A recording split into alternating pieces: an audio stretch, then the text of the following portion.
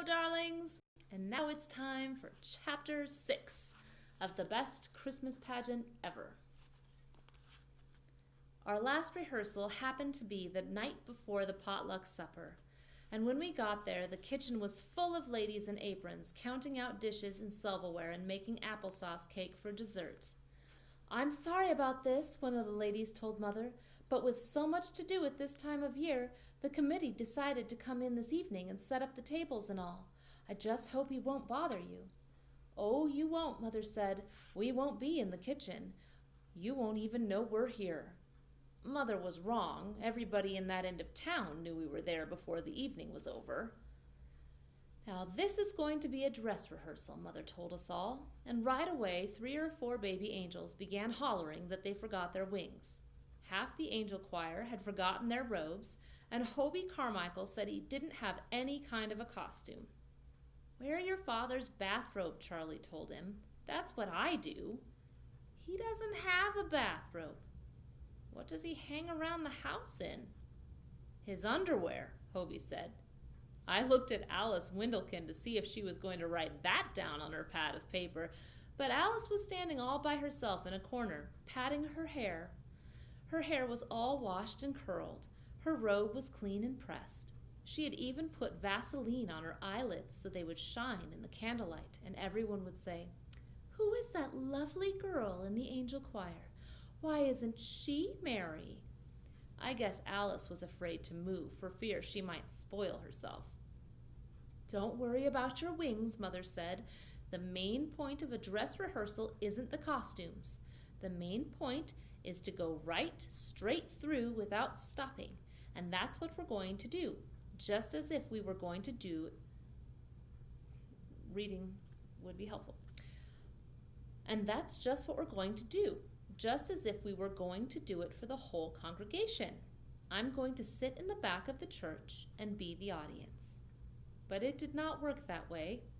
The baby angels came in at the wrong place and had to go back out again, and a whole gang of shepherds didn't come in at all for fear of Gladys.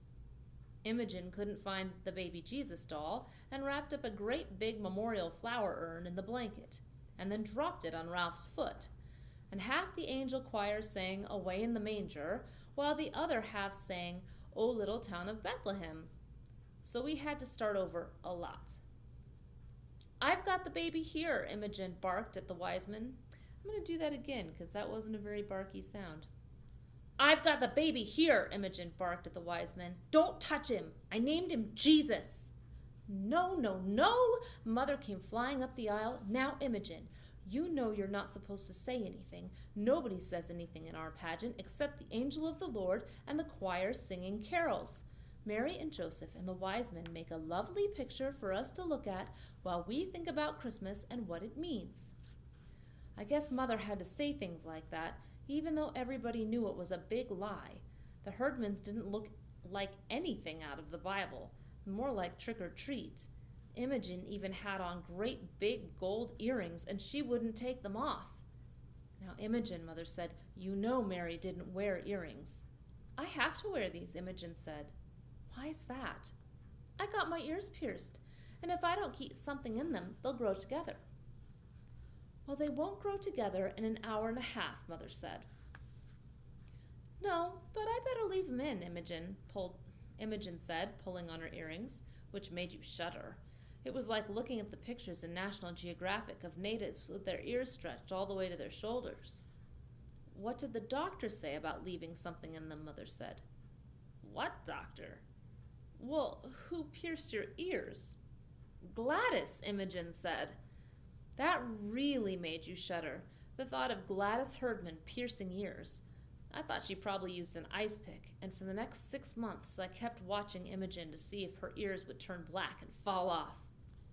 "All right," Mother said, "but we'll try to find something smaller and more appropriate for you to wear for the pageant. Now we'll start again and go right straight through, and I think I ought to tell them what his name is," Imogen said. "No. Besides, you remember it wasn't Mary who named the baby." "I told you, Ralph." Gosh, you guys, I'm sorry. I'm having trouble reading.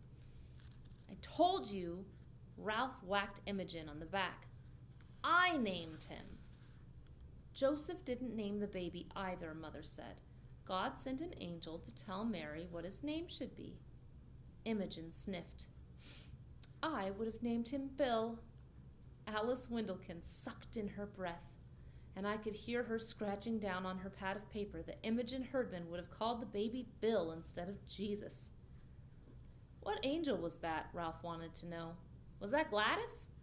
No, Mother said. Gladys is the angel who comes to the shepherds with the news. Yeh, Gladys said. Unto you a child is born, she yelled at the shepherds.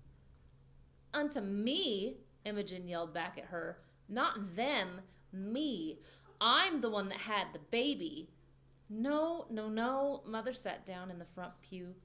That just means that Jesus belongs to everybody. Unto all of us a child is born. Now, she sighed, let's start again and...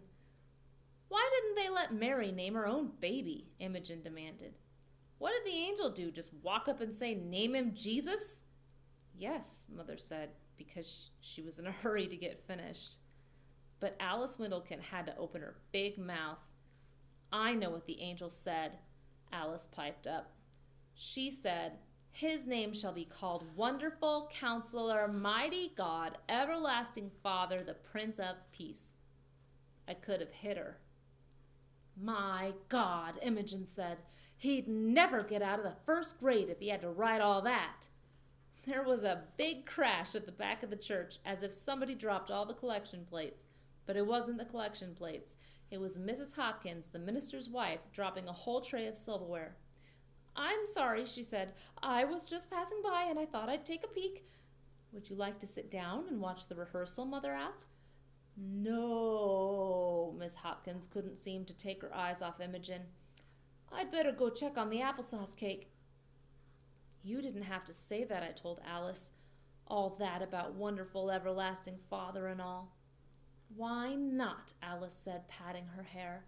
I thought Imogen wanted to know. By that time, everyone was hot and tired, and most of the baby angels had to go to the bathroom. So Mother said we would take a 5-minute recess. And then we'll start over, she said, looking sort of hopeless, and go right straight through without stopping, won't we? Well, we never did go right straight through.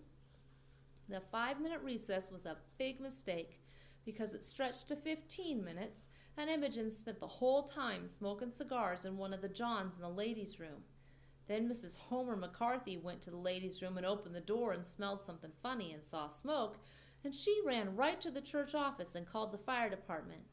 We were singing Angels We Have Heard on High when what we heard was the fire engine pulling up on the front lawn of the church with the siren blaring and the red lights flashing. The firemen hurried in and made us all go outside, and they dragged a big hose in the front door and went looking for the fire to put out. The street was full of baby angels crying and shepherds climbing all over the fire truck and firemen and all the ladies on the potluck committee and neighbors who came to see what was going on, and Reverend Hopkins, who ran over from the parsonage in his pajamas and his woolly bathrobe. Nobody knew what had happened, including the Herdmans, but I guess they figured that whatever it was, they'd done it, so they left. Why in the world did you call the fire department? Mother asked Miss McCarthy when she finally heard the whole story. Because the ladies' room was full of thick smoke.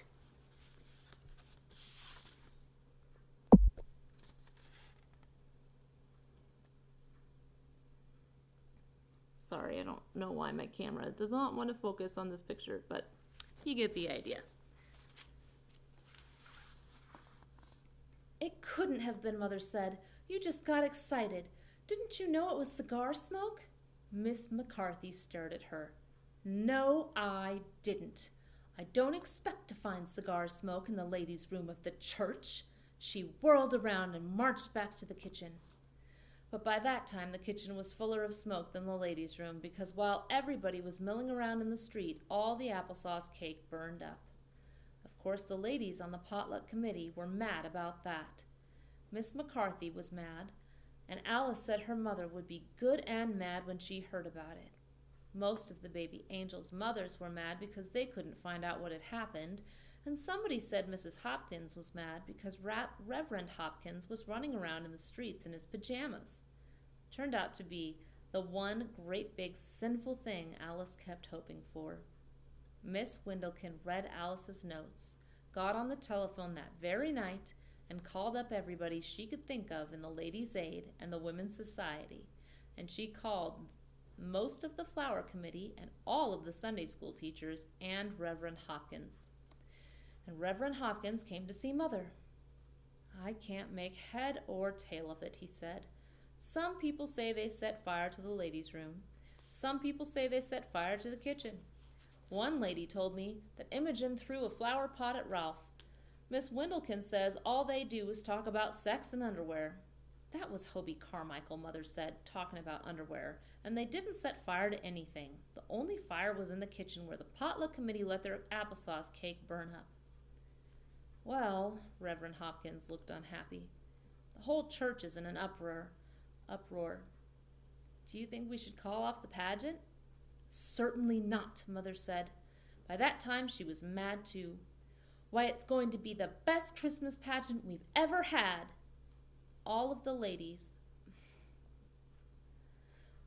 of all the lies she'd told so far, that was the biggest. But you had to admire her. It was like General Custer saying, "Bring on the Indians!" "Maybe so," Reverend Hopkins said. "I'm just afraid that no one will come to see it." But he was wrong. Everybody came to see what the Herdmans would do. And that's the end of chapter 6. And boys and girls, we only have one more chapter left. So hold on to your hats and your jingle bells and your fa-la-las.